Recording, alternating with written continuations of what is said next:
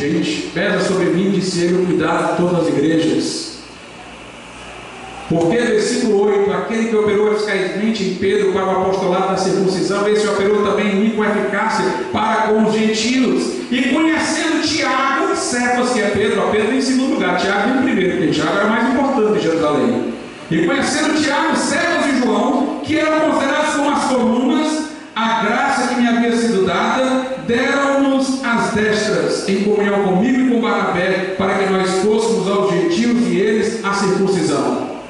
E Paulo vai dizer que repreendeu Pedro na cara, porque Pedro dizia que não eram obrigados os gentios a ficar sobre os costumes da lei mosaica, mas quando os judeus chegavam, eles se associavam com os gentios, ficavam com os judeus, para não ser mal visto pelos judeus. Gálatas 2, a partir do 11. E chegando Pedro a Antioquia, lhe resisti na cara, porque era repreensível. Porque antes que alguns tivessem chegado da parte de Tiago, como ele chama a igreja de Jerusalém, comia com os gentios, mas depois que chegaram, se foi retirando e se apartou deles, temendo os que eram da circuncisão. E os outros judeus também dissimulavam com ele, de maneira que até Barnabé se deixou levar pela sua dissimulação. Mas quando vi que não andavam bem e diretamente conforme a verdade do Evangelho, disse a Pedro na presença de todos: se tu, sendo judeu, vives com os gentios e não como judeu, porque obriga os gentios a viverem como judeus? Paulo repreende Pedro. Nós vemos, irmãos, que não havia nenhum primado, nenhuma superioridade de Pedro. É lamentável que dentro de um contexto evangélico alguém esteja dizendo uma coisa desse tipo. Jesus é a rocha da igreja. O vigário de Cristo, o substituto de Cristo não é Pedro, é o Espírito Santo. Eu irei e vos darei outro Consolador, para que fique convosco para sempre. O que garante a continuidade da igreja é Jesus que está presente nela pelo Espírito Santo. A igreja romana diz: vocês protestantes, evangélicos, anabatistas, vocês surgiram um dia desse. Nós existimos desde o período inicial. Como é que vocês são a igreja em relação à qual as portas do inferno não vão prevalecer? Aqui há duas respostas. Uma nossa, de batistas vindo dos anabatistas. Nós acreditamos que do ponto de vista da igreja visível, ela se manifestou exata não em Roma, mas fora de Roma. Já no século II, quando a igreja começou a espiar e adotar costumes inadequados, montanistas mantiveram a preservação da verdade apostólica. Quando no século IV, Constantino uniu a igreja ao império, lentamente os donatistas preservaram a pureza da igreja. Na Idade Média, os paulicianos foram, no início, os grandes preservadores da doutrina apostólica fora de Roma, perseguidos por ela. Depois vieram os valdenses, os albigenses evangélicos. Nunca deixou de haver igreja verdadeira na Idade Média, preservando a sua doutrina e mantendo a palavra.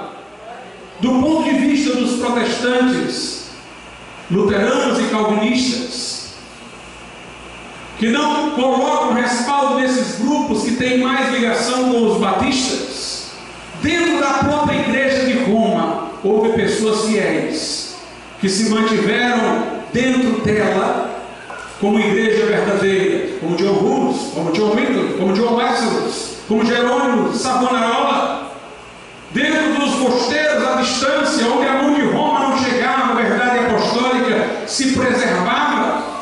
E eles interpretam de outra forma, que também pode ser aceita. Eles procuram ver, mesmo dentro da igreja de Roma, a igreja verdadeira até a chegada da reforma, mas dentro de um cativeiro, que Lutero chamou cativeiro babilônico. Assim como Israel não deixou de existir lá na Babilônia, cativo, assim os fiéis mantiveram a igreja verdadeira, mesmo dentro do cativeiro do papado. O que houve na reforma foi a libertação do cativeiro de Roma. Portanto, o nosso Deus tem preservado a igreja ao longo dos séculos. E o nosso Deus é o Senhor da história. Ele é o Senhor da história. Lá no Apocalipse, nós temos um momento em que tem um livro fechado e lacrado, que representa o livro da história. E há lágrimas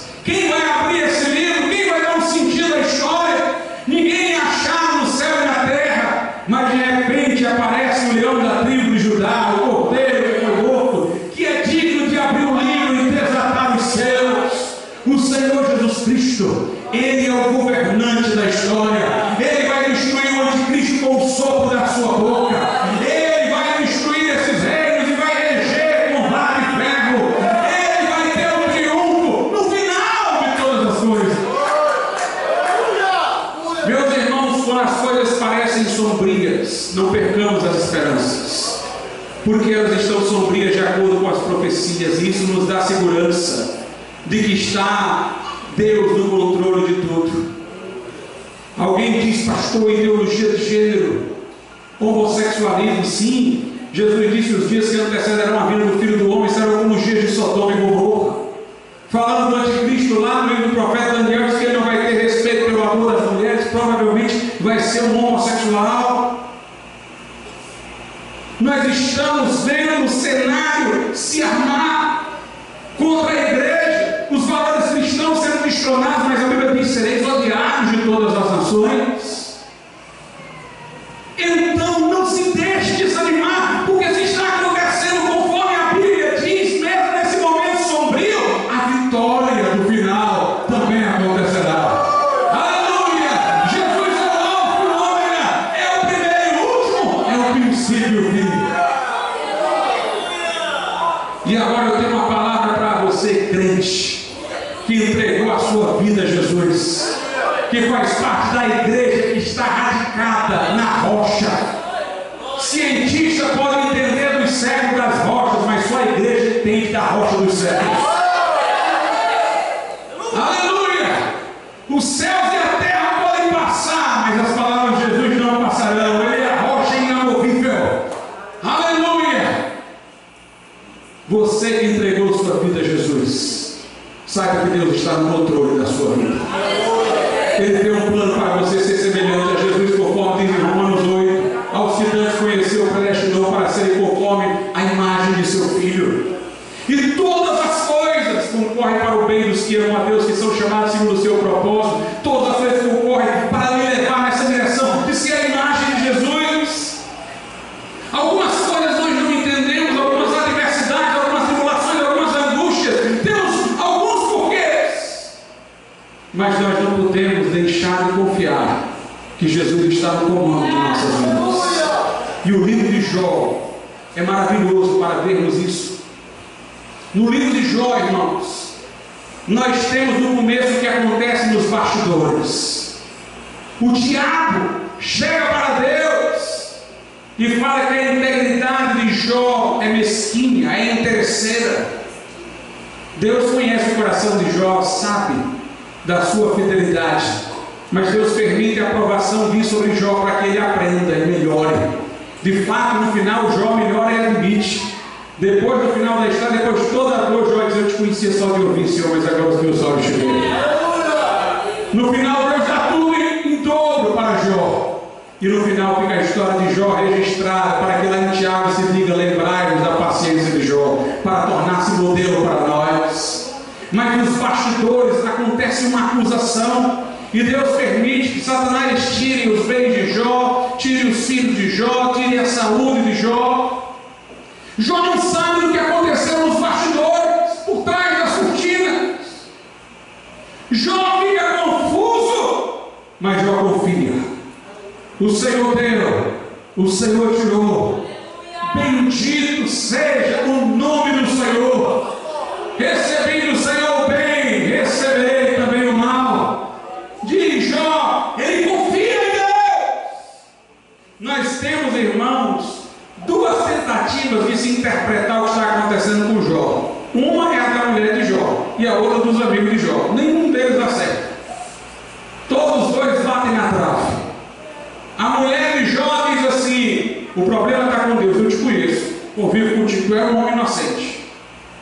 E será que por tudo que Deus está fazendo, tu ainda vai manter a tua integridade?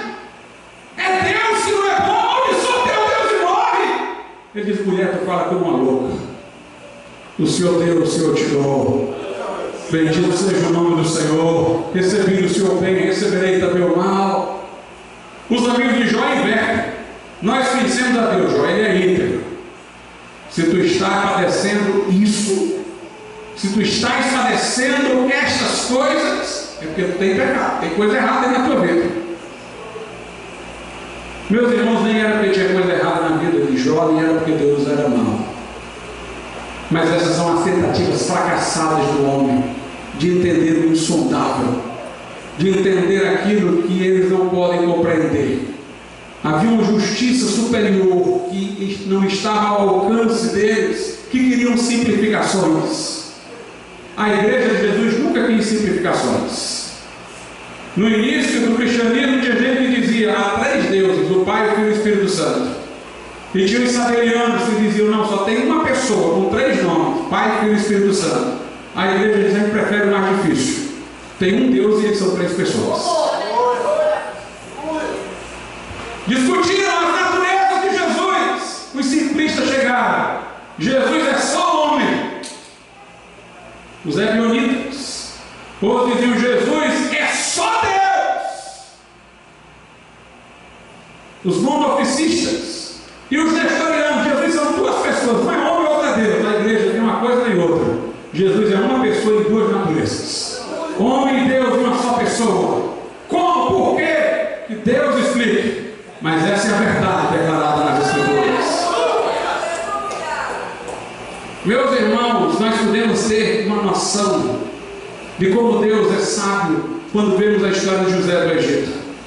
José do Egito tem sonhos em que ele vai ocupar uma posição elevada e ele compartilha com os irmãos e com a família. Os sonhos vêm de Deus por causa dos sonhos que ele conta que Deus deu a ele. Os irmãos ficam enraivecidos e o vendem como escravo. Os irmãos dele fazem isso como quem diz: vamos matar os sonhos dele. Agora não tem perigo desse sonho descobrir, está vendido é como escravo. Se José perder sua integridade, ia pensar: bem, como é que pode? Deus me deu um sonho de grandeza, eu fui contar, agora eu virei fui escravo. Mas ele mantém a sua integridade. A seu tempo, depois de muito sofrimento, ele é colocado no Egito em grande posição. E os irmãos é que vão buscar socorro aos pés de José. E José diz: vocês intentaram contra mim o mal, mas Deus converteu em bem. Aleluia! O nosso Deus é sábio. Salomão pediu a Deus um pouco dessa sabedoria de Deus e fez coisas esquisitas que nós não entenderíamos. Chega uma mulher e diz: essa daqui matou o filho dela e ficou com meu filho. A outra diz a mesma história. Salomão: traz o menino aí, vamos partir no meio. É como a sabedoria de Deus. Ninguém estava entendendo aquilo ali. Que loucura é essa? Mas aí a verdadeira mãe se entrega para ela, mas não faz isso com o menino. Salomão: se entrega para quem disse isso, porque essa é a verdadeira mãe. Aleluia! Quem viu o que Salomão disse no princípio dizia: chama, mas sou eu. Mas de uma sabedoria oculta. E assim é Deus, que é totalmente sábio. Deus se oculta na história, por isso que parece haver coisas tão estranhas dentro dela, mas Deus se revela em Jesus Cristo. Por isso eu quero dizer uma coisa: se você tiver dúvida sobre se Deus ama e está no comando da história, não olhe para as adversidades, não olhe para o vento, para você não afundar como Pedro quando andou por cima das águas. Olhe para Jesus. Olhe para Jesus, ali é a prova de que Deus nos ama. Deus diz: vocês não entendem nada, mas eu vou mostrar a vocês que eu amo vocês, porque eu vou enviar meu filho para morrer por vocês. Se eu tenho meu próprio filho, eu sou capaz de dar todas as coisas. Então o crente tem que andar olhando para Jesus. Lá em Hebreus, a Bíblia Sagrada diz o seguinte, no capítulo de número 12, versículos 2 e 3: olhando para Jesus, autor e consumador da fé, o qual pelo gozo que lhe estava proposto suportou a cruz, desprezando a afronta, e assentou-se à destra do trono de Deus. Considerai, pois, aquele que suportou tais contradições dos pecadores contra si mesmo, para que não enfraqueçais, desfalecendo em vossos ânimos. Olhe para Jesus. Por que os cristãos foram lançados nas arenas de Roma, dilacerados por leões, cantavam louvores a Deus? Porque não olhavam para os leões, olhavam para a cruz. Porque Pedro, porque Estevão não se incomodou com o ranger de dentes do sinédrio, nem sentiu a força das pedras, porque ele disse: eu vejo os céus abertos e o Filho do Homem em pé. Olhe para Jesus.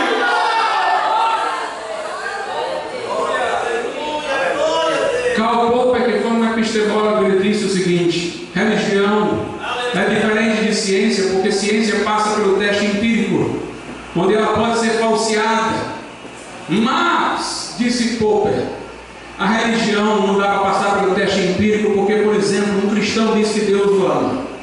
Uma coisa que poderia levá-lo a constatar que isso não é verdade são as tribulações porque ele passa. Mas aí ele diz: Deus está me fazendo aprender alguma coisa. Tudo que você quiser colocar como sendo objeção, a fé dele arranja uma explicação. Não tem um teste empírico, mas tem um teste empírico sim, irmãos.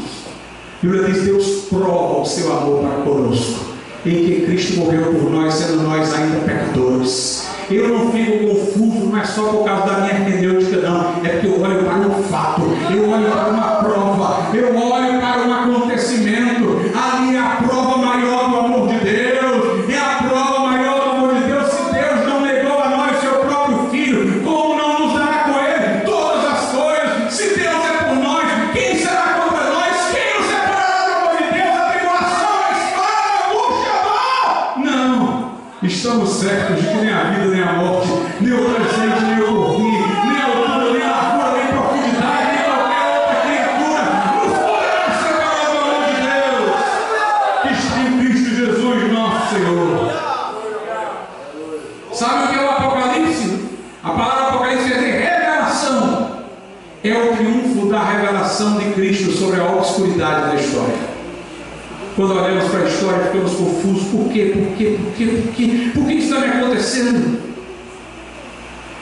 O Apocalipse é a revelação, porque mostra que em Jesus, onde Deus se revelou, toda a obscuridade vai ser sanada no final.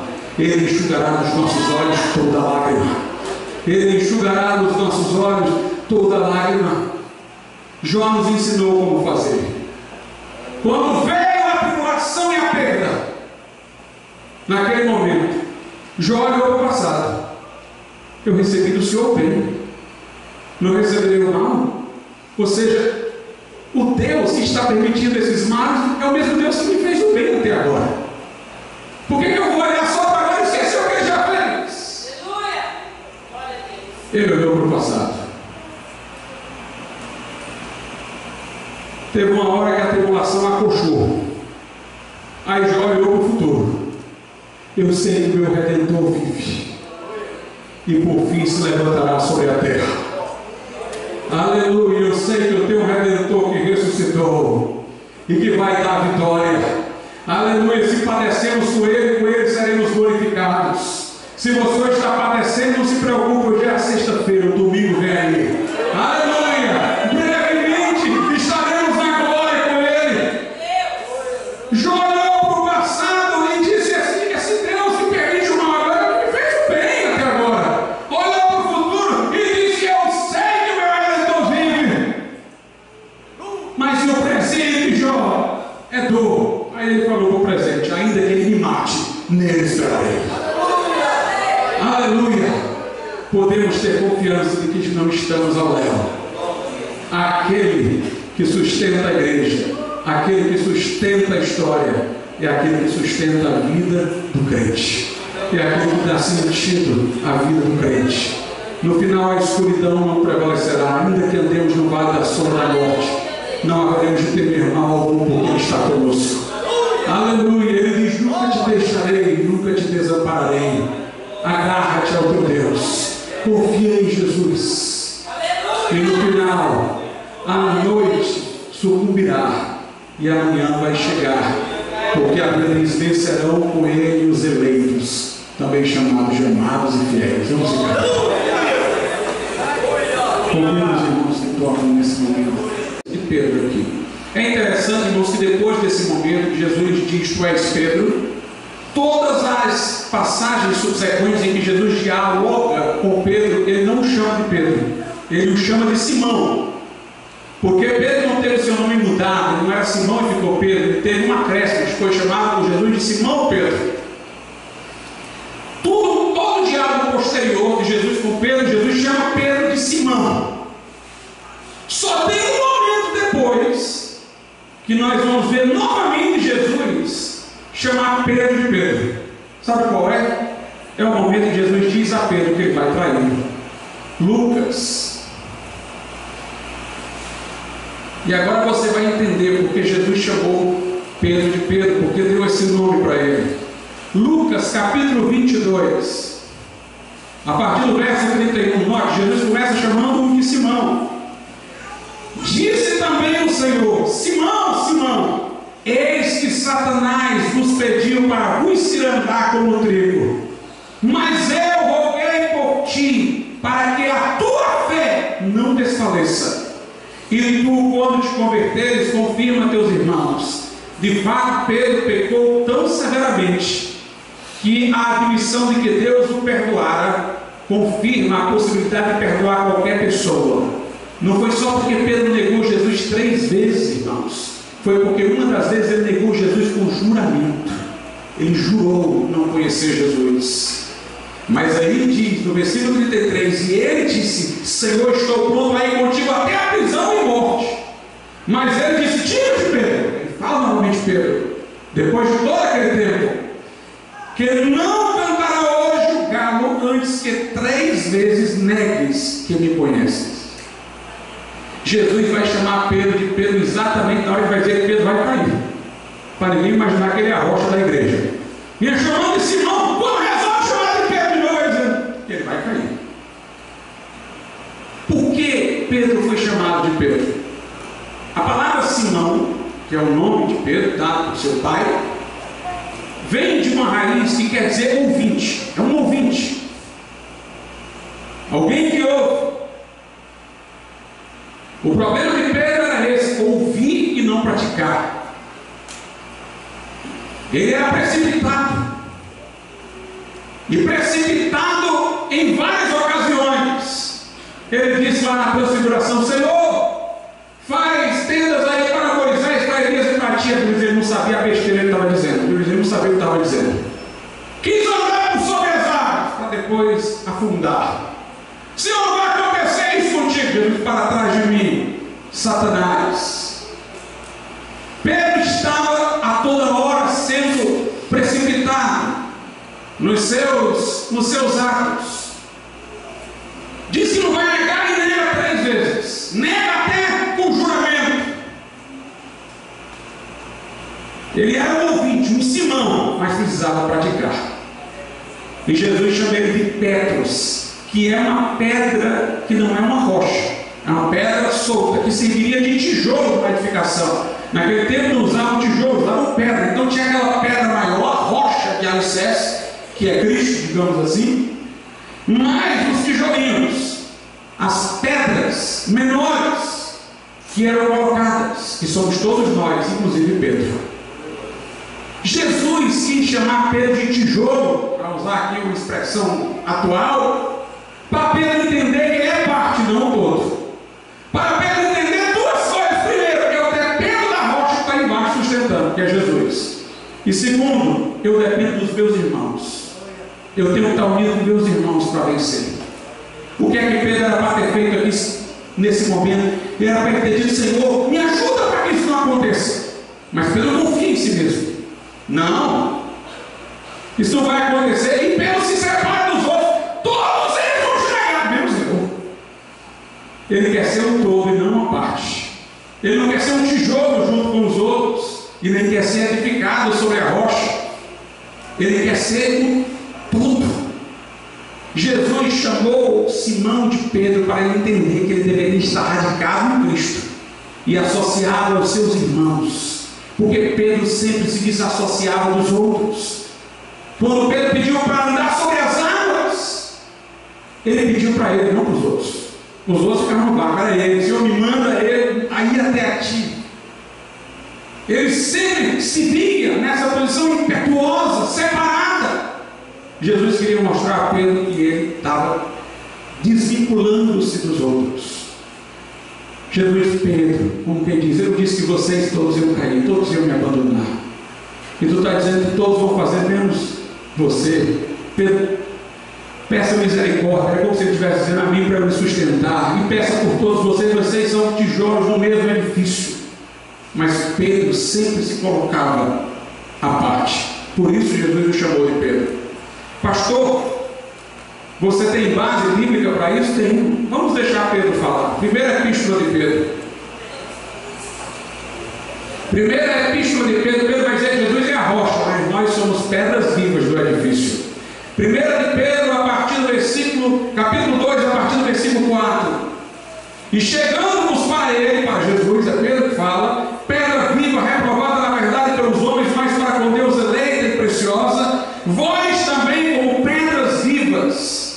Nós também como pedras vivas, todos nós somos pedras vivas, somos tijolos do edifício, mas Jesus é a pedra principal. Sois edificados, casa espiritual e sacerdócio santo para oferecer sacrifícios espirituais agradáveis a Deus por Jesus Cristo. Por isso também na Escritura se contém: eis que põe em Sião a pedra principal da esquina, eleita e preciosa, e quem nela crê não será confundido. E assim para vós os que credes é preciosa, mas para os rebeldes a pedra que os edificadores reprovaram, essa foi a principal da esquina, e uma pedra de tropeço e rocha de escândalo para aqueles que tropeçam na palavra, sendo desobedientes, para o que também foram destinados. Mas vós, agora ele vê um corpo, sois geração eleita, o sacerdócio real, a nação santa, o povo adquirido, para que anuncieis as virtudes daquele que vos chamou das trevas para a sua maravilhosa luz.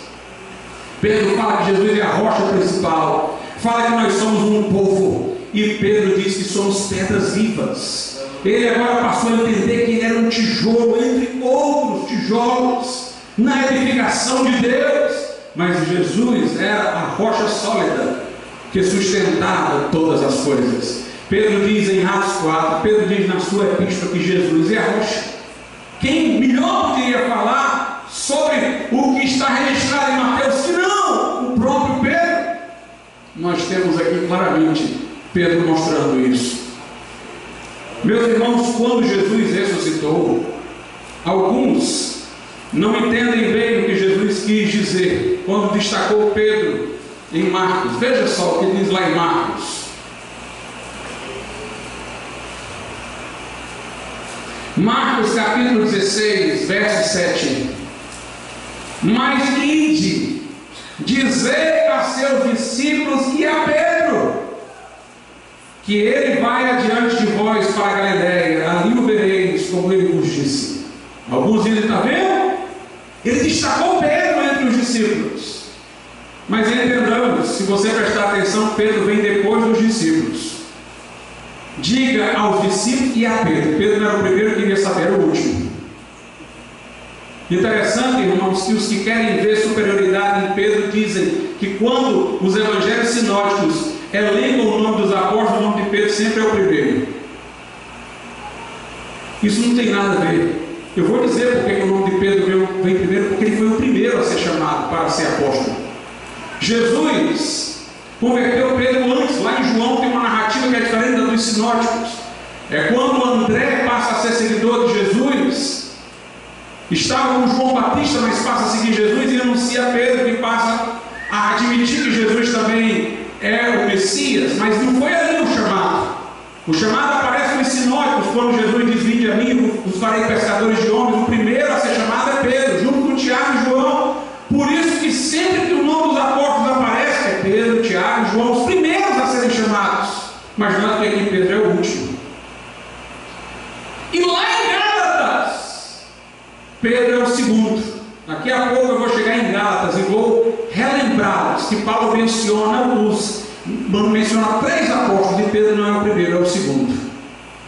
Aqui diz aos discípulos e a Pedro. Pedro é o último a saber. Por que Jesus disse isso? Porque se Jesus não dissesse isso, ninguém falaria com Pedro. A Bíblia diz que uma vez a mãe de Tiago e João chegou para Jesus e disse: Senhor, coloca um filho meu no teu reino, na tua direita, outro na tua esquerda. Pediu posição privilegiada para os seus filhos. A Bíblia diz que os discípulos ficaram indignados com Tiago e João, lá na Bíblia. Imagine o quanto eles não devem ter ficado indignados quando Pedro disse: eles vão cair tudo, mas eu não. E Pedro negou 3 vezes, e a terceira com juramento. Pedro ficou tão execrado que nem Pedro achava que poderia mais voltar a ser apóstolo. Voltou a pescar. Jesus vai ter que trazê-lo de volta da pescaria, para ele saber que pode ser apóstolo. E então aqui ele diz: e digam a Pedro. Ou seja, talvez até se chegasse lá e dissesse: Jesus mandou falar ao seu discípulo. Pedro disse: eu não sou mais discípulo. Não, Pedro, mas ele disse que a você. Meus irmãos, aqui o que a gente vê é o amor de Jesus. Não é a superioridade de Pedro, não, é o amor de Jesus. E Jesus, como psicólogo, vai restaurar Pedro. Pedro está pescando lá, Jesus vai lá trazê-lo de volta. Mas Jesus procura primeiro livrá-lo da autoconfiança.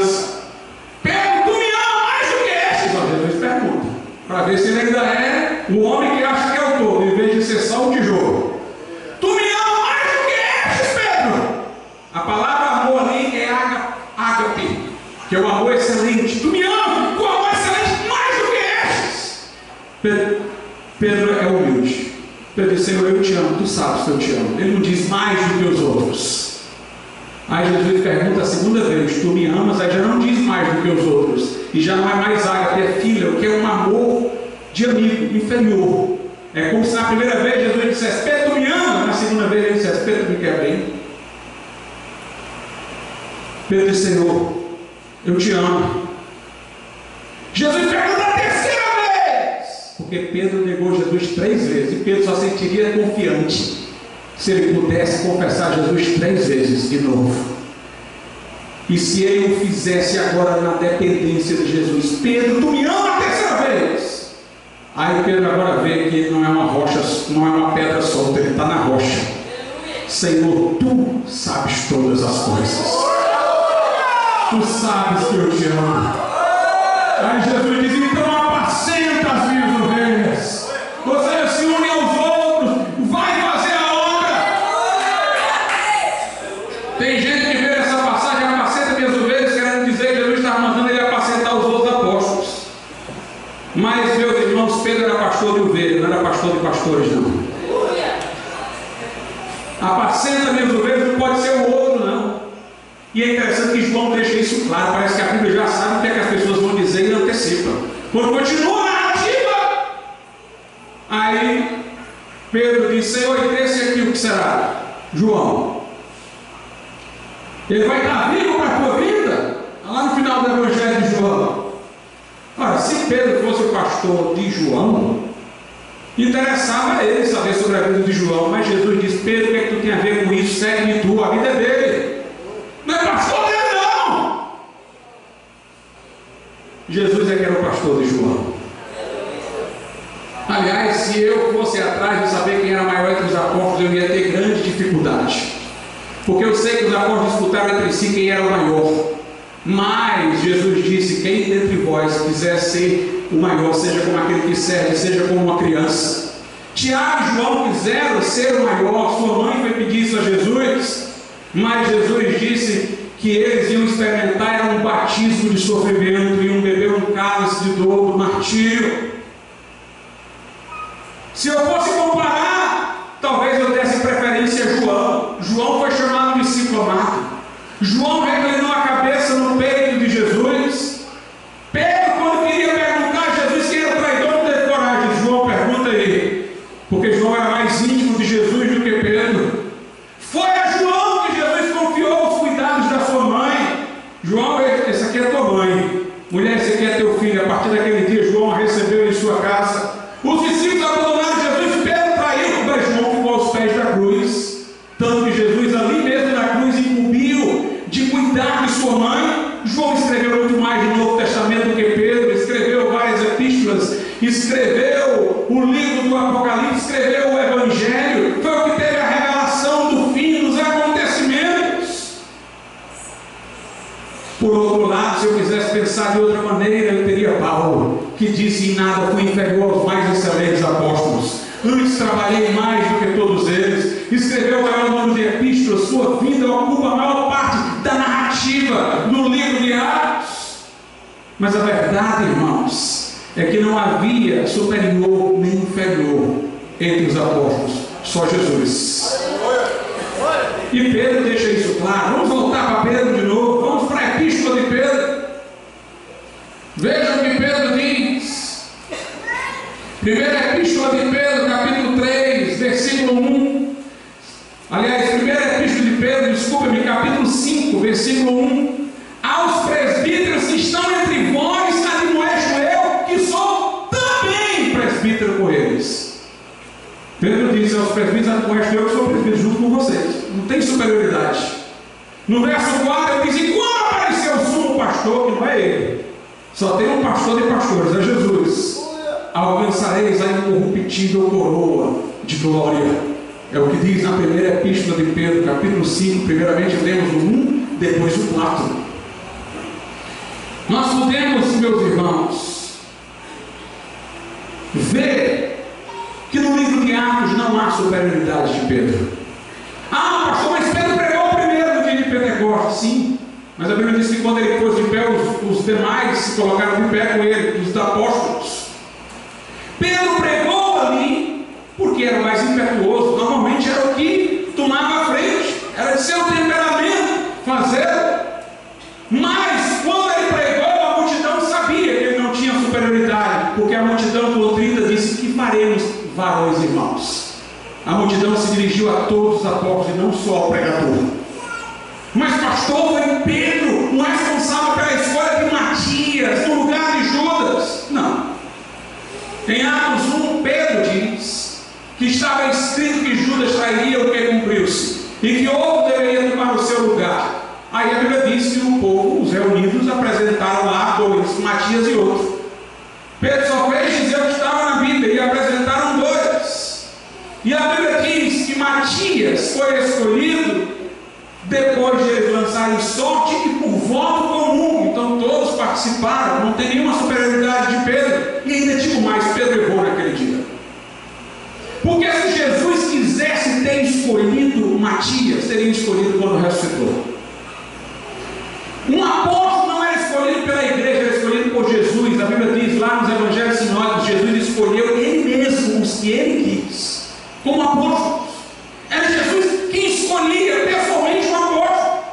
E em Efésios 2, a Bíblia é clara em dizer que Jesus é a rocha, porque diz assim: edificado sobre o fundamento dos apóstolos e profetas, do qual Jesus Cristo é a principal pedra de esquina, Efésios 2:20 em diante, e sobre o qual todo edifício bem ajustado sobre Jesus como rocha cresce para ser templo do Senhor, a igreja. Está lá em Efésios. Mas note, abaixo da igreja está fundamento de apóstolos e profetas, abaixo está Jesus. Se apóstolos e profetas estão antes da igreja, então a igreja não os pode escolher, porque eles existem antes da igreja. Abaixo de apóstolos e profetas só está a principal rocha, que é Jesus. Era Jesus quem escolhia os apóstolos, e a igreja estava sobre o fundamento apostólico que tinha Jesus como a rocha. Igreja não escolhia apóstolo. Aliás, Jesus disse: não façam nada, aguardem o Espírito Santo. Uma vez que ele tinha nada era para pregar o Evangelho depois que o Espírito Santo chegasse. E Pedro se precipitou, sem ter orientação do Cristo ressurreto, sem ter orientação do Espírito Santo, que ele não tinha chegado para ser o outro Consolador, e levou o povo ao erro, a escolha de Matias. Depois Matias desaparece no livro de Atos. Onde está Matias? Foi uma escolha errada. Quem é o substituto de Judas, pastor Paulo? Escolhido diretamente por Cristo no caminho de Damasco, que ocupa a maior parte do livro de Atos dos Apóstolos, que escreveu epístolas. Paulo diz: Jesus apareceu a mim como alguém fora do tempo, um abortivo, por último a mim, indicando que serei o último dos apóstolos, no sentido dos 12. Ele disse: não sou eu o apóstolo, não viu o Cristo ressuscitado, o próprio Jesus ressuscitado o escolheu. Em Gálatas 1 ele diz: Paulo apóstolo, não da parte do homem, nem por intermédio de homem algum, mas por nosso Senhor Jesus Cristo. Paulo foi o substituto. Onde está o primado de Pedro? Em Atos. Pedro foi o primeiro que pregou os gentios, pregou na casa de Cornélio. Quem disse? Filipe pregou a eunuco antes de Pedro, que era gentil. E Filipe pregou primeiro aos samaritanos. E a Bíblia diz que quando os de Jerusalém ouviram que os de Samaria haviam recebido a palavra, enviaram para lá Pedro e João. Pedro e João estavam submissos à igreja de Jerusalém, porque foram enviados. Pedro não foi por conta própria, foi enviado pela igreja. O primeiro mártir foi Estevão. Quem primeiro pregou aos samaritanos foi Filipe. Quem primeiro pregou aos gentios foi Filipe, que evangelizou o eunuco.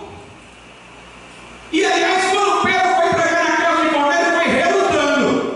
Teve uma visão de um lençol, aparecia animais impuros. Eu dizia: mata e come. Não, como não? Nunca comi nada impuro.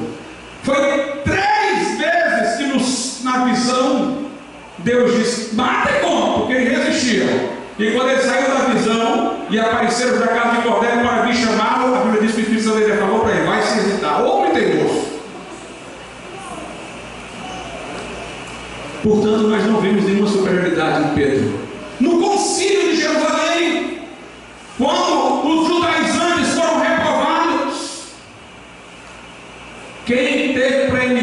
algum teve foi Tiago. Porque a Bíblia diz que Pedro fala primeiro, depois Paulo fala, e Tiago termina de dar o parecer e diz o que a igreja tem que fazer. Porque Tiago parecia ter uma preeminência na igreja em Jerusalém. Paulo, na carta aos Gálatas, chama a igreja de Jerusalém de os de Tiago. Quando Paulo vai a Jerusalém por último, quando é preso, a Bíblia diz que ele vai à casa de Tiago e lá se dirigem os presbíteros. Tiago tinha uma posição preeminente. E não Pedro. Veja o que Paulo diz na carta aos Gálatas. Epístola do apóstolo Paulo aos Gálatas.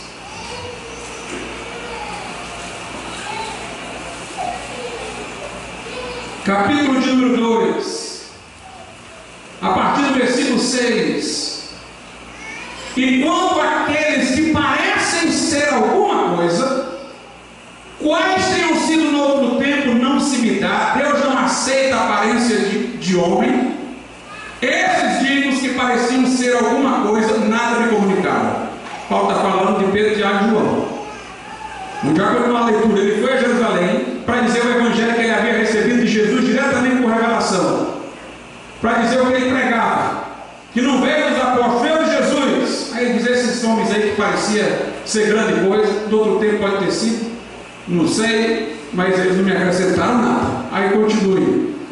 Antes, pelo contrário, quando viram que o evangelho da incircuncisão, ou seja, dos gentios, me estava confiado como a Pedro da circuncisão, e então Paulo tinha um público muito maior que Pedro. Pedro só pregava para judeus. O filho do homem, a quem seria dado o reino pelo ancião de dias, que representava Deus Pai. De alguma maneira, os discípulos de Jesus pressupunha, e até os demais se inclinavam por reconhecê-lo como o filho do homem. Mas o que Jesus queria era que entendessem que aquele filho do homem, que falava Daniel, que muitos já estavam prontos a reconhecer como sendo o próprio Jesus, também era divino, era Deus, o Filho unigênito de Deus. Então Jesus diz: que dizem os homens ser o Filho do homem?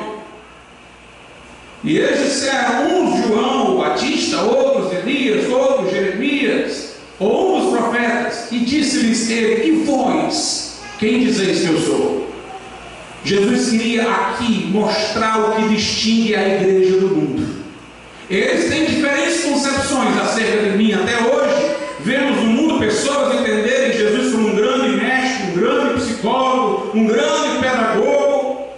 E a igreja distingue-se do mundo na forma específica, revelada, de compreender a Jesus. Jesus diz: bem, eles dizem isso de vocês. Note que é uma separação, eles e vocês. O que distingue vocês deles? O que vocês dizem? E Pedro tomou a palavra e disse: tu és o Cristo, o Filho do Deus vivo. Ou seja, o Filho do homem também é o Filho de Deus, o unigênito, eternamente gerado do Pai, é divino.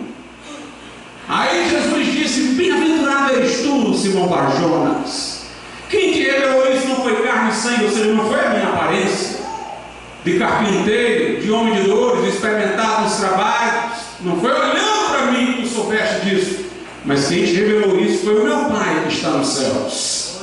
Observe, Jesus pergunta o que os discípulos acham dele, e Pedro então se antecipa aos demais e faz uma confissão. Jesus não está falando a seguir de Pedro, Jesus está falando o que Pedro falou. Feliz és tu, Simão Barjonas. Quem te revelou isso não foi carne e sangue, isso te veio por revelação de meu Pai. Pois eu te digo que tu és Pedro, e sobre esta pedra, a pedra é a confissão de Pedro, eu edificarei a minha igreja, e as portas do inferno não prevalecerão contra ela. O que caracteriza a igreja, e é a rocha dela, é a revelação de Jesus Cristo como o Filho unigênito de Deus. É a confissão do nome de Jesus. Por isso Jesus disse: quando estiverem dois ou três reunidos em meu nome, confessando o meu nome, aí estou eu no meio deles, sendo a rocha que os une, que os sustenta como uma unidade. Mundial diálogo aqui. Nós temos três elementos. Jesus, o outro lado que conversa com Jesus, ele dirige a todos os discípulos, mas Pedro fala, e aquilo de que se fala. Tem duas pessoas falando, mas tem um terceiro elemento, é o assunto. O assunto é o Filho do Homem. Quando Jesus diz sobre esta pedra, alguns falam, por que Jesus não disse sobre mim?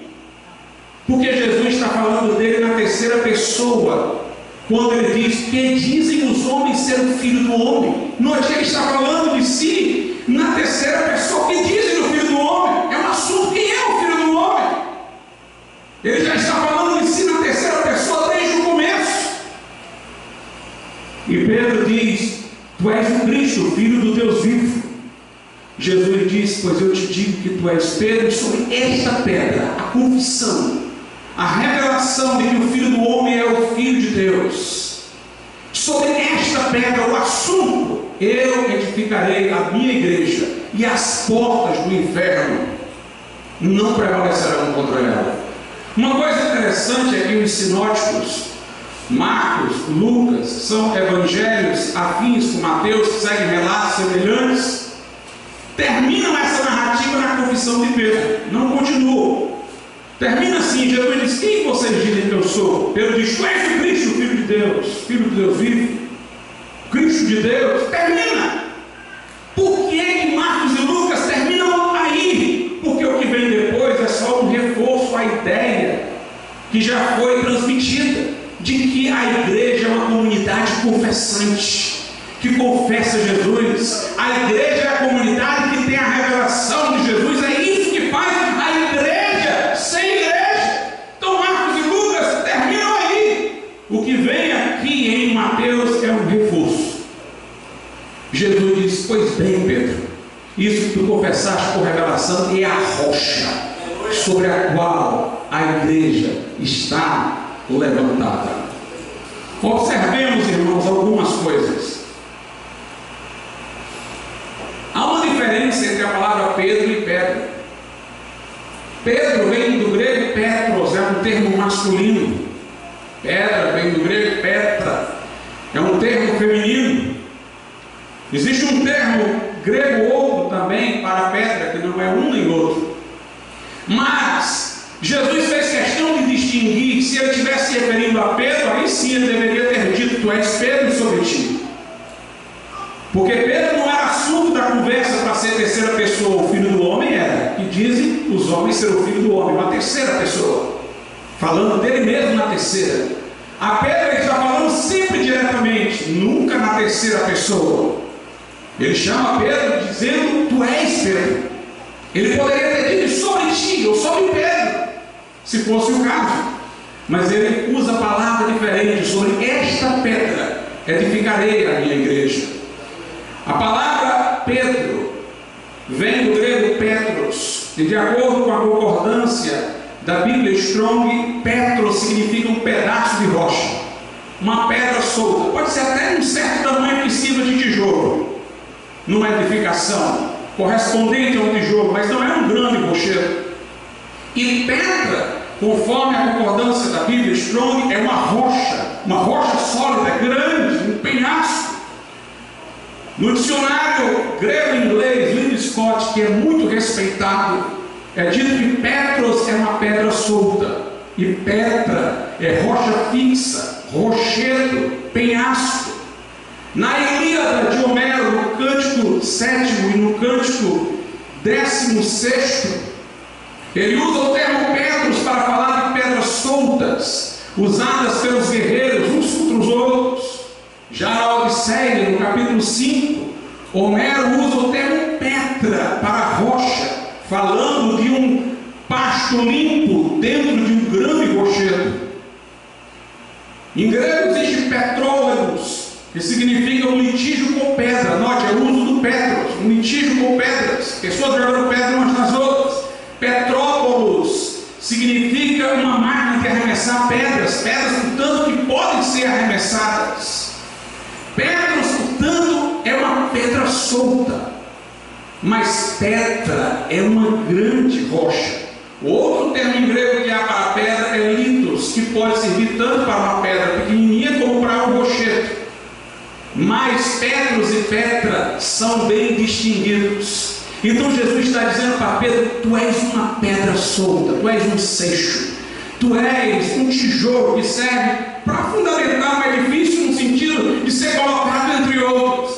Mas sobre essa rocha sólida que tu confessaste, Cristo, Filho do Deus vivo, eu edificarei a minha igreja, e as portas do inferno não prevalecerão contra ela. É interessante que Santo Agostinho, comentando essa passagem nas suas obras, nas retratações em particular, ele disse: Pedro é termo derivado, o termo Petra é mais antigo no grego. Então, Pedro é derivado de pedra, como cristão é derivado de Cristo. Aí ele diz: logo, Cristo não pode estar sobre Pedro, é Pedro que tem que estar sobre Cristo, porque Pedro é o derivado, Jesus é a pedra. É o cristão que está em Cristo, não é Cristo que está fundamentado no cristão. Então, claramente podemos ver que Jesus não estava a se referir a Pedro, mas nós temos que enfrentar algumas coisas. Uns dizem assim: vem o termo Pedro, que vem do grego Petros, foi utilizado por Jesus para designar o seu apóstolo, porque ele era um termo que podia ser utilizado como nome masculino, inclusive, porque Pedro era homem. Na verdade, Jesus queria ter chamado Pedro de Petra, mas como ele era homem, usou um termo masculino, Petros. E ele usou Petros, Pedro, porque esse servia para designar, para dar nome. Não era uma palavra, era um nome. Mas isso também não faz sentido, porque em João 1,42 a Bíblia diz que Jesus chamou a Pedro de Cefas, é a palavra em aramaico que corresponde ao seu nome. Aí diz que quer dizer Pedro. Se diz que quer dizer Pedro, então Pedro não era um nome, era um significado. Jesus chamou Pedro de Cefas, e a Bíblia diz Cefas, que quer dizer Pedro. Não podia ser meramente um nome, tinha que ser um significado, já que está dizendo que Cefas significava Pedro. Jesus poderia ter chamado Pedro de Petra tranquilamente. Nós temos na Bíblia aquele casal Áquila e Priscila. Áquila é o homem e o nome é feminino, significa Áquila, águia. Nós temos em português pessoas que têm o nome de rocha e são homens. Portanto, Jesus poderia ter chamado Pedro de Petra, mas chamou de Petros, o pequeno pedaço, rochedo. Só Jesus. Alguém diz: pastor, mas por que Jesus não falou tão mais claramente? Não disse sobre mim? Por que ele disse sobre esta pedra? Porque falou na terceira pessoa. Porque esse era o modo de Jesus falar, que os judeus inclusive não entenderam em algumas ocasiões. Jesus disse: destruí este templo, em 3 dias eu o reconstruirei. Ele estava falando de seu próprio corpo, de si mesmo, chamando este templo. E os fariseus entenderam que ele estava a reportar-se ao templo de Salomão e acusaram de ter dito que ia destruir o templo, quando ele falava de seu próprio corpo. Há uma outra passagem em que Jesus refere-se a si mesmo, chamando-se de esta pedra. É em Mateus também. E até os católicos admitem que nessa passagem Jesus está falando é dele mesmo. Vejamos aí o que diz a Bíblia em Mateus, no capítulo de número 21, a partir do verso 42. Diz-lhe Jesus: nunca lestes nas Escrituras a pedra, que é ele próprio, que os edificadores, ou seja, os judeus, rejeitaram? Essa foi posta por cabeça da esquina. Pelo Senhor foi feito isto, e é maravilhoso aos nossos olhos. Portanto, eu vos digo que o reino de Deus vos será tirado e será dado a uma nação que dê os seus frutos. Eu vou parar por aqui, mas continuo já. Veja só, o que é que Jesus está dizendo? Que a pedra, que era ele, que foi rejeitada pelos edificadores dos judeus, que deveriam ser os edificadores da obra de Deus, foi colocada como pedra angular de uma outra edificação, que é a igreja. Por isso que ele está dizendo: Deus vai tirar de vocês, dos judeus, o reino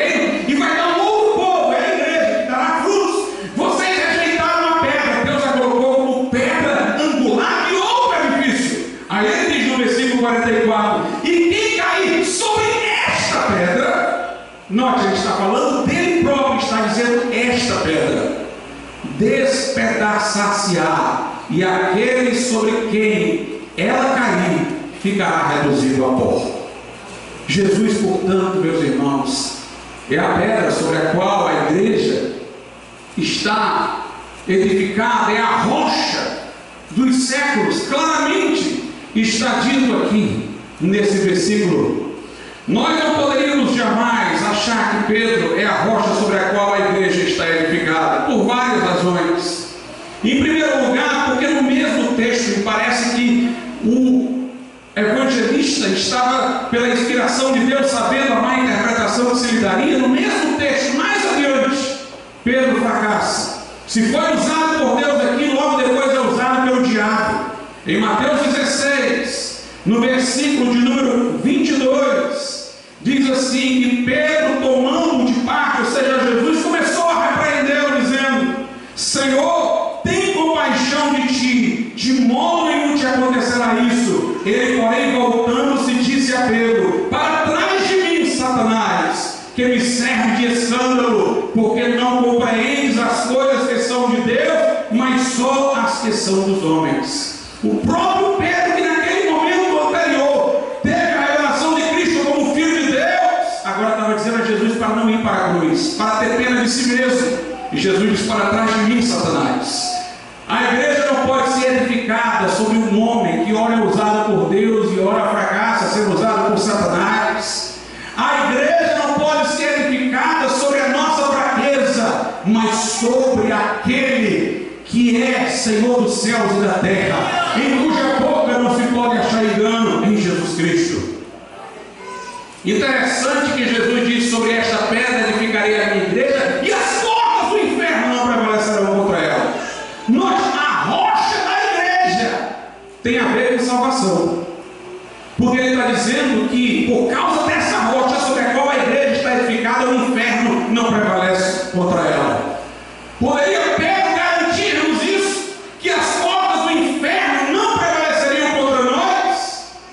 O próprio Pedro disse que Jesus é a pedra e que é ele só que garante salvação. Em Atos 4, no verso 11, Pedro diz, na narrativa de Atos, ele diz: que os edificadores rejeitaram, a qual foi colocada como principal pedra de esquina. Isso ele diz no 11. Aí no 12 ele diz: e em nenhum alto há salvação, porque debaixo do céu nenhum outro nome há dado entre os homens, pelo qual devamos ser salvos.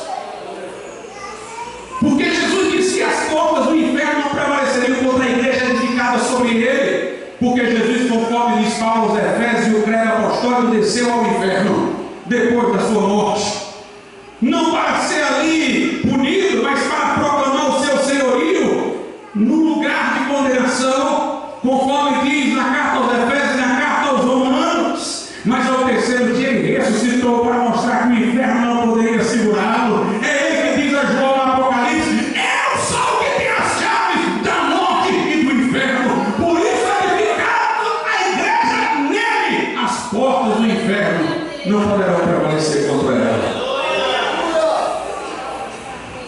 E a pergunta é: por que Pedro seria pedra aqui, se em toda parte da Bíblia a rocha é o nosso Deus?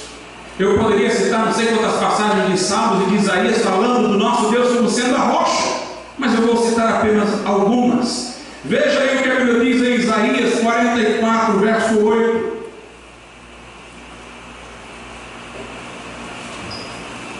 Não vos assombreis nem temais. Porventura desde então não vos ouvir, e não vos anunciei, porque vós sois as minhas testemunhas. Porventura há outro Deus fora de mim? Não há outra rocha que eu conheça.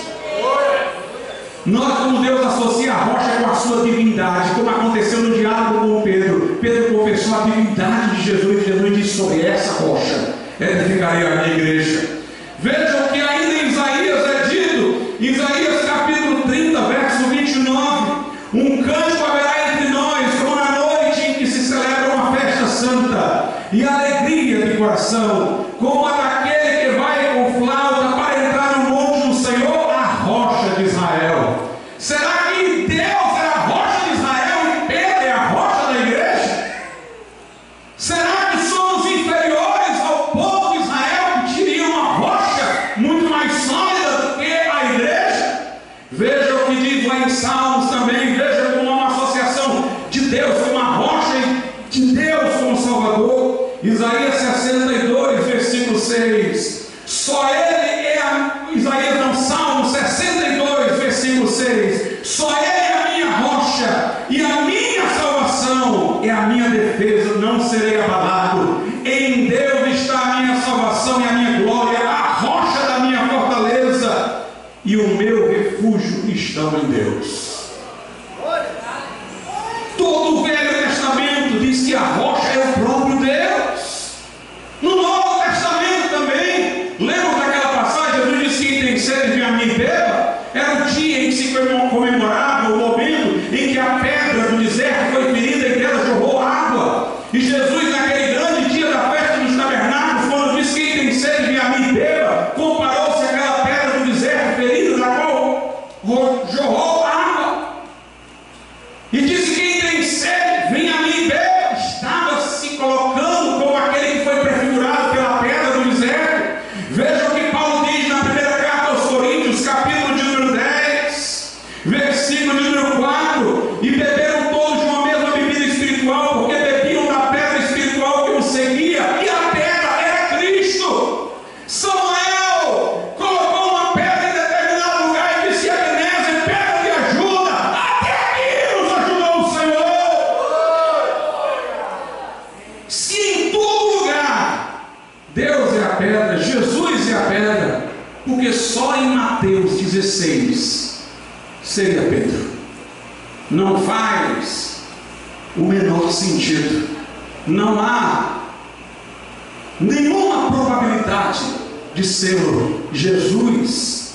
É a rocha sobre a qual a igreja está edificada. Mas alguém poderá dizer: mas pastor, lá em Mateus 16, no versículo 19, Jesus disse: eu darei as chaves do reino dos céus, eu te darei as chaves do reino dos céus. Tudo que ligares na terra será ligado nos céus, e tudo que desligares na terra será desligado nos céus. Não é isto alguma coisa que coloca Pedro em posição de vantagem? Em Mateus 18, Jesus diz isso para todos os discípulos: tudo que ligares na terra será ligado no céu, tudo que desligares na terra será desligado no céu. Aqui ele diz para Pedro, porque é com Pedro que ele fala. Essa chave aqui, irmãos, é a palavra de Deus. Quando você prega a palavra de Deus, você abre as portas para as pessoas entrarem no reino. Quando você se cala, você está fechando.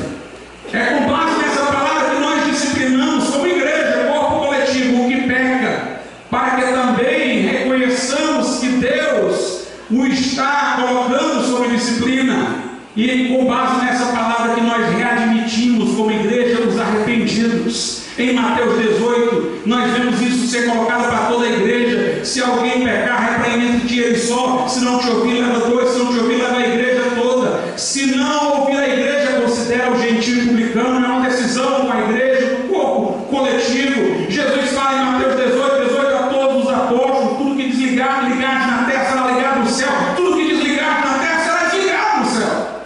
E ainda vou mais adiante. Sabe com quem estavam essas chaves antes de estarem com os apóstolos? Com os líderes judaicos, os doutores da lei, os fariseus. Mateus diz isso. Mateus 26, Mateus 23 diz assim. Mateus 23, 13, Jesus diz: mas ai de vós, escribas e fariseus hipócritas, pois que fechais aos homens o reino dos céus, e nem vós entrais, nem deixais entrar aos que estão entrando. Em Lucas 11:52, Jesus disse que esses líderes tinham a chave da ciência. Ou seja, os líderes judaicos, os ensinadores da palavra, os mestres da palavra, eram os que tinham as chaves antes, mas usaram a mal, fecharam o reino em vez de abrir. Jesus agora diz: eu vou dar os meus discípulos. Somos nós que agora temos as chaves, todos nós, porque ele disse: ide pregar o evangelho a toda criatura. Porque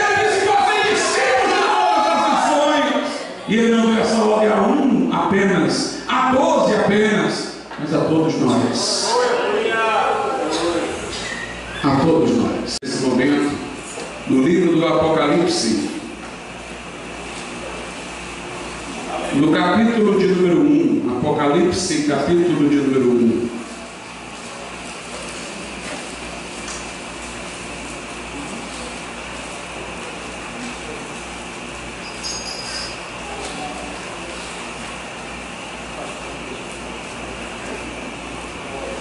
A partir do versículo de número 9. Apocalipse 1, a partir do versículo de número 9. Eu, João, que também sou vosso irmão e companheiro na aflição e no reino e paciência de Jesus Cristo, estava na ilha chamada Patmos, por causa da palavra de Deus e pelo testemunho de Jesus Cristo. Eu fui arrebatado no Espírito no dia do Senhor, e ouvi detrás de mim uma grande voz, como de trombeta, que dizia: eu sou o Alfa e o Ômega, o primeiro e o derradeiro. E o que vês, escreve um livro e envia às 7 igrejas que estão na Ásia, a Éfeso e a Esmirna, e a Pérgamo e a Tiatira, e a Sardes e a Filadélfia e Laodiceia. E virei-me para ver a voz que falava comigo, e virando-me vi 7 castiçais de ouro, e no meio dos 7 castiçais semelhante ao Filho do Homem, vestido aos pés de uma roupa comprida, e cingido pelos peitos com um cinto de couro, e sua cabeça e cabelos eram brancos como a lã branca, como a neve, e os seus olhos como chama de fogo, e os seus pés semelhantes a latão reluzente, como se tivessem sido refinados numa fornalha, e a sua voz como a voz de muitas águas. E ele tinha na sua destra 7 estrelas, e da sua boca saía uma espada aguda de 2 fios, e o seu rosto era como o sol quando na sua força resplandece. E eu, quando o vi, caí a seus pés como morto. E ele pôs sobre mim a sua destra, dizendo-me: não temas, eu sou o primeiro e o último, e o que vivo e fui morto, mas eis aqui estou vivo para todo sempre. Amém. E tenho as chaves da morte e do inferno. Escreve as coisas que tens visto, e as que são, e as que depois destas hão de acontecer. O mistério das 7 estrelas que viste na minha destra, e dos 7 castiçais de ouro. As 7 estrelas são os anjos das 7 igrejas, e os 7 castiçais que viste são as 7 igrejas. Podeis assentar. Meus amados irmãos, nós queremos mostrar nessa noite que a história humana não acontece sem controle e supervisão de Deus, e que por mais que os homens se contraponham a Deus, Ele dirige os acontecimentos para que ao final sua glória se estabeleça. E aqueles que confessam a Jesus como seu Salvador pessoal sejam partícipes da vitória de Deus. Nós cremos que a história, portanto, tem um sentido. Os historiadores abrem-na para um futuro imprevisível. Os teóricos do caos levam muitos, como diz a palavra, a desmaiar nas ruas pela expectativa das coisas que sobrevirão. Alguns procuraram desenvolver um sentido para a história que a ninguém satisfaz, ou que existencialmente não responde às angústias profundas do ser humano. Viram-na, por exemplo, no passado, os antigos, como sendo cíclica e repetitiva. como se estivéssemos numa gangorra, onde os acontecimentos se seguem, fazem uma curva, e o que acontecera torna a acontecer num processo continuado, circular e imutável. Mas nós cremos que a história caminha para um desfecho que está nas mãos de Deus. E Jesus é o Senhor da história, chamado na carta de Paulo a Timóteo de o Rei dos séculos, o Rei dos tempos, dos períodos. Aqui ele apresenta-se a João redivivo, ressurreto, numa visão. E o próprio João, que acostumara-se com Jesus antes da morte e ressurreição, ao ponto de reclinar a cabeça em seu peito, cai trêmulo diante dele, porque o vê dentro de um novo contexto. O vê em sua glória, em sua exaltação, em sua condição de Senhor da história. E Jesus aqui revela a João aquilo que viria a acontecer. O livro do Apocalipse não é um livro sobre fatos apenas, história. É um livro que fala da glória de Cristo. Por isso que a Bíblia Sagrada diz que o testemunho de Jesus é o espírito da profecia. Aqui nós temos um livro para proclamar a glória do Cordeiro de Deus que venceu. E quando apresenta-se a João, Jesus mostra o seu senhorio sobre a história ao dizer: eu sou o Alfa e o Ômega, eu sou o primeiro e o derradeiro. Aquilo que parece ser algo que na história o homem ainda não venceu, a morte, Jesus coloca a seus pés. Eu sou aquele que estive morto, mas eis que eu vivo pelos séculos dos séculos. Aquilo que parece ser o lugar mais sombrio, o inferno, Jesus diz acerca deste lugar: eu sou aquele que tem as chaves da morte e do inferno. Mas de um modo particular, Jesus fala acerca da igreja. Ele aparece segurando 7 estrelas que são os anjos das igrejas. Ele aparece entre 7 castiçais, que são 7 igrejas. 7 é o número da plenitude, da completude, indicando que esse Jesus, que é Senhor da história de um modo especial, é o Senhor da igreja, é a rocha da igreja. Quando nós lemos a Bíblia, nós podemos ver, irmãos, como todos os seus relatos são plausíveis, de maneira que o homem bem intencionado teria como constatar a veracidade de tudo quanto ela diz. A Bíblia diz que o homem foi criado reto no princípio, por exemplo, a imagem e semelhança de Deus, mas pelo pecado sua natureza corrompeu-se e ele declinou dessa posição. Se nós não podemos voltar ao passado, numa máquina do tempo, para constatar se isso aconteceu, nós podemos, entretanto, perceber este acontecimento na nossa experiência existencial atual.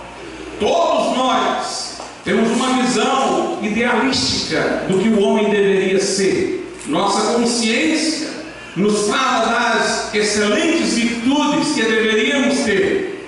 Mas se formos honestos, admitiremos que estamos aquém deste padrão e que toda a nossa jornada de vida, por mais que tenhamos tido progresso, não nos colocou ainda dentro dessa posição que nossa consciência é capaz de reconhecer como posição ideal.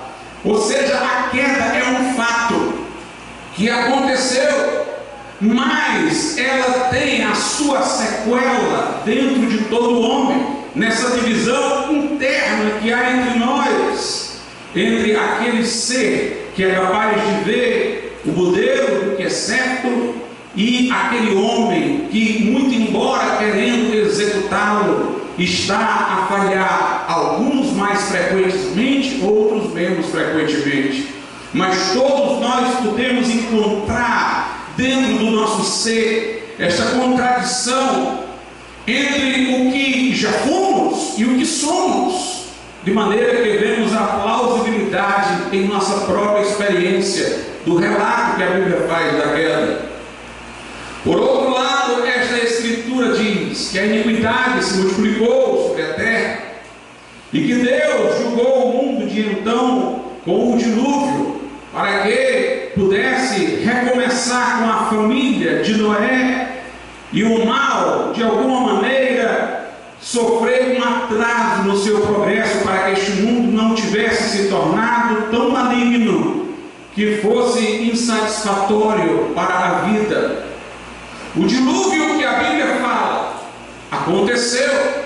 Quem é bem intencionado pode sabê-lo, porque desde os povos da Mesopotâmia até os índios da América Central, nós encontramos em suas tradições narrativas sobre um dilúvio universal que aconteceu e de uma família que escapou numa grande embarcação.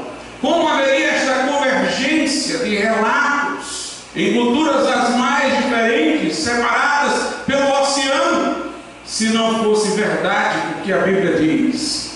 A Bíblia mostra como dos filhos de Noé vieram as principais linhas, grupos étnicos da história da humanidade, e há a profecia do que aconteceria a essas três linhas.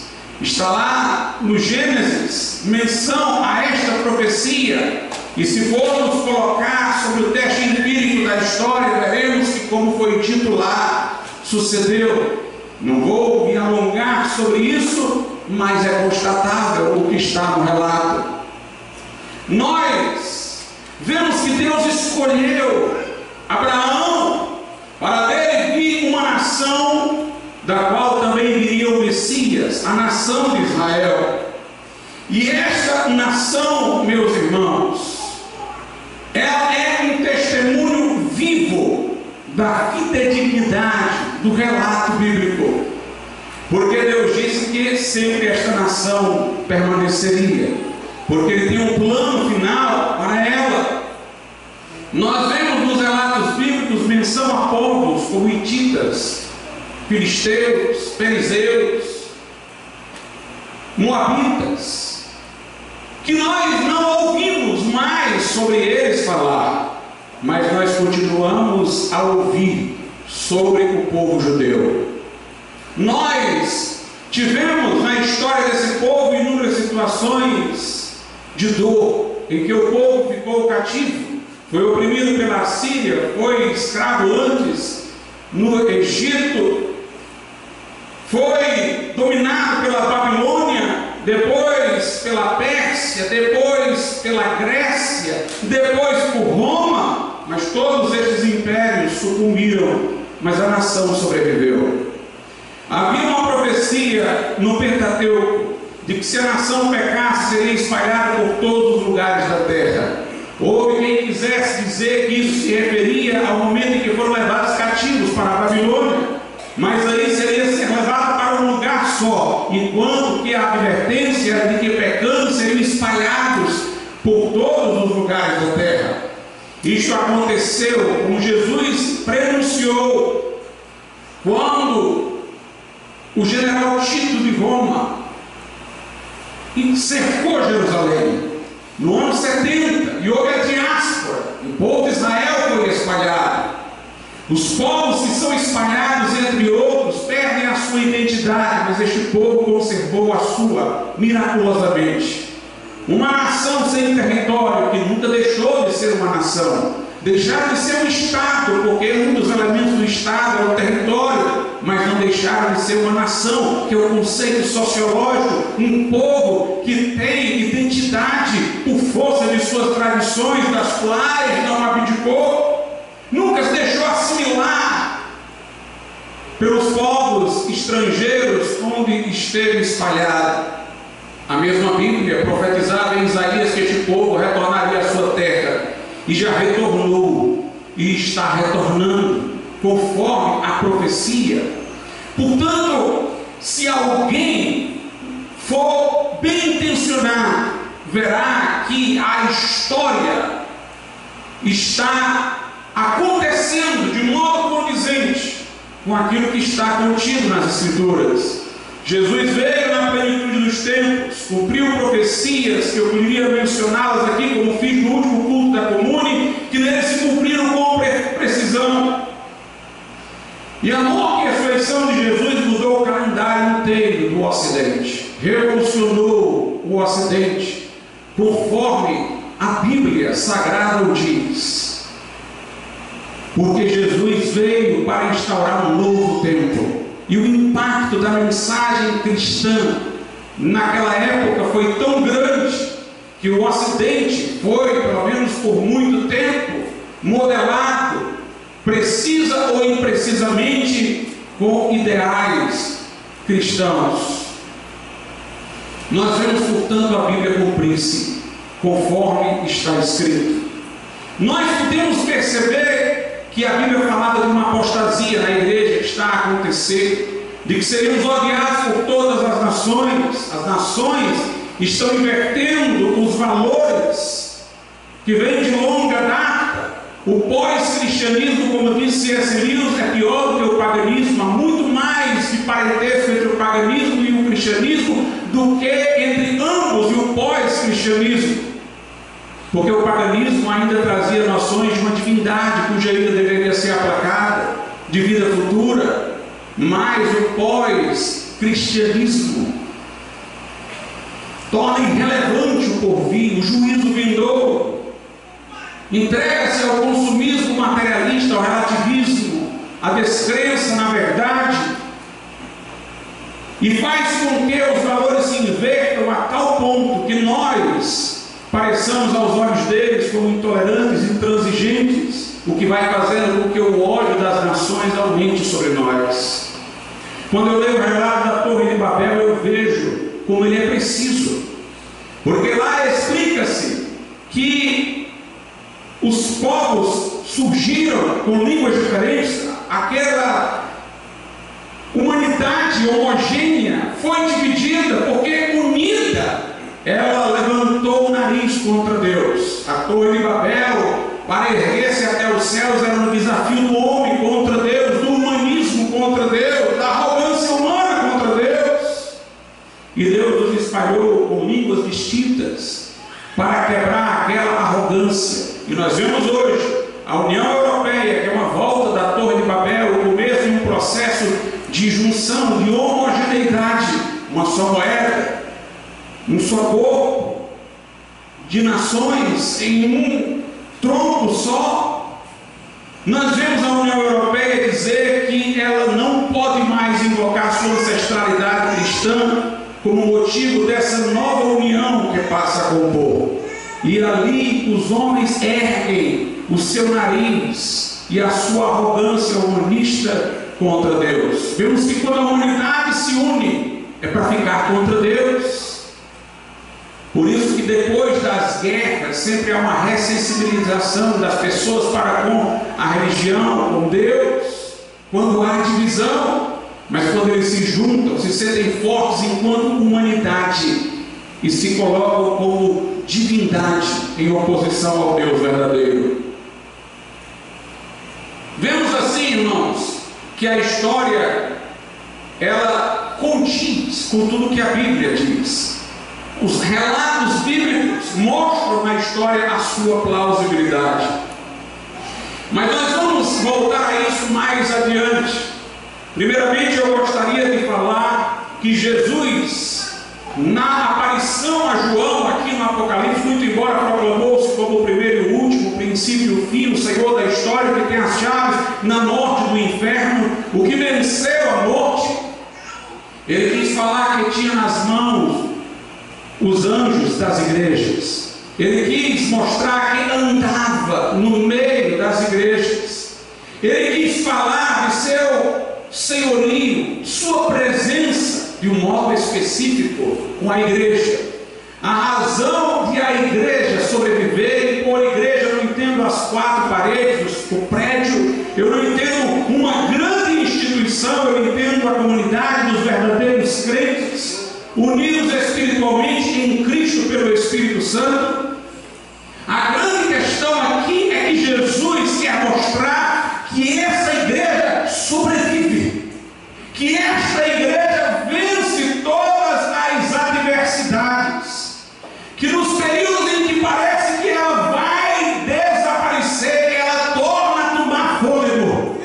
Porque ela tem o Senhor, porque Jesus está no meio dela.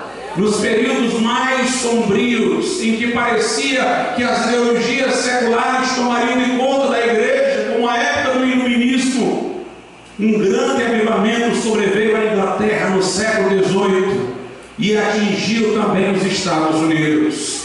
E o nosso Deus é poderoso para manter a chama acesa da igreja sobre a terra. Como Jesus disse, as portas do inferno não prevalecerão contra ela. Vejamos o que a Escritura diz em Mateus, no capítulo de número 16. Evangelho de Mateus,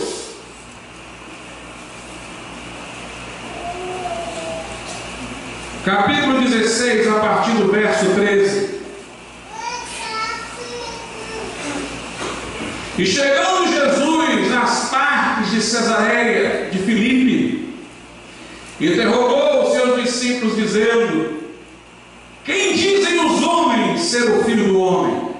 E eles disseram, uns João, o Batista, outros Elias, e outros Jeremias, ou um dos profetas.